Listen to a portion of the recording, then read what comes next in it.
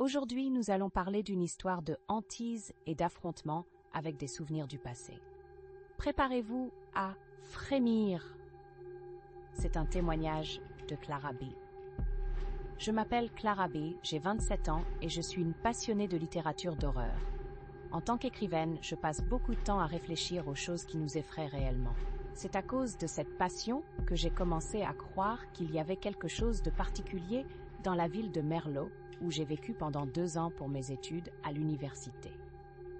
Merlo est une petite ville européenne, avec des rues pavées et de vieux bâtiments délabrés qui racontent des histoires du passé. Tout semblait paisible, mais j'ai vite découvert qu'il y avait un côté sombre à cet endroit.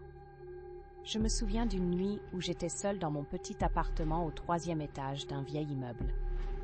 Il était environ 1h du matin et je venais de passer plusieurs heures à écrire. Épuisée, je me suis enfin décidée à me mettre au lit. Les bruits de la ville s'étaient apaisés et je me laissais glisser dans un sommeil profond. Mais peu après, j'ai commencé à ressentir une présence. Je ne savais pas d'où cela venait, mais c'était comme si quelqu'un m'observait, là, dans le noir.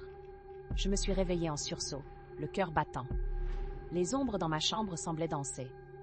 J'ai essayé de me convaincre que c'était juste mon imagination, mais cette sensation d'être épiée ne partait pas.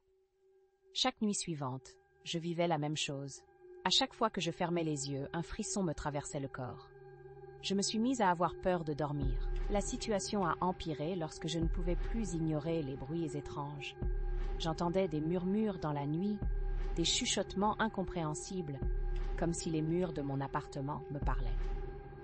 Par un froid matin d'hiver, j'ai décidé de sortir pour me changer les idées. J'ai proposé à mes amis de faire une promenade dans le parc local, mais je n'ai pas cessé de penser à ce qui se passait chez moi. Un jour, j'ai croisé une ancienne connaissance, Sophie, qui étudiait l'architecture et avait entendu parler de l'histoire de l'immeuble dans lequel je vivais. Elle a partagé une légende qui m'a glacé le sang. On disait que pendant les années 1950, le propriétaire de l'immeuble, un homme instable mentalement, avait été retrouvé mort dans son appartement. Les crevettes flambées et les crêpes de sarrasin n'avaient dans ces derniers jours hantant chaque recoin de cet immeuble et que son esprit pervers ne serait jamais vraiment parti. Sophie m'a conseillé de me renseigner sur le passé de l'immeuble et de réaliser un petit rituel pour apaiser les esprits.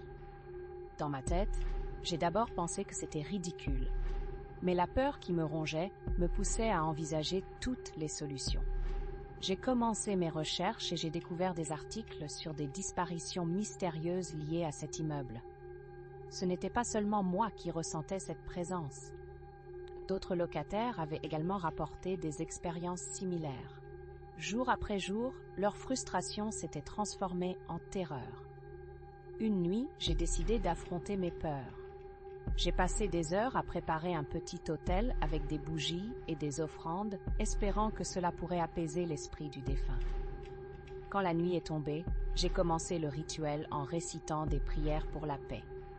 Au début, tout semblait aller bien, jusqu'à ce que je ressente à nouveau cette étrange sensation d'être observée, mais cette fois-ci, de façon beaucoup plus intense.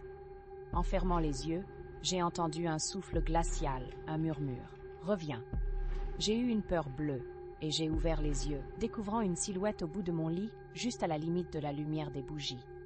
Je me suis figée. C'était flou, mais les contours d'un visage résigné prenaient forme.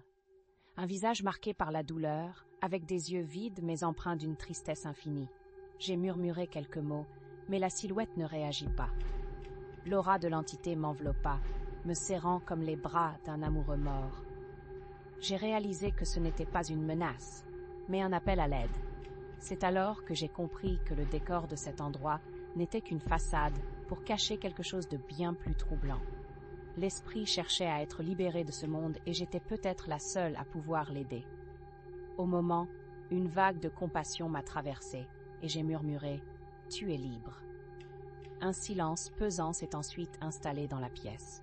Puis, tout à coup, un vent glacé a balayé l'appartement, éteignant d'un coup toutes les bougies.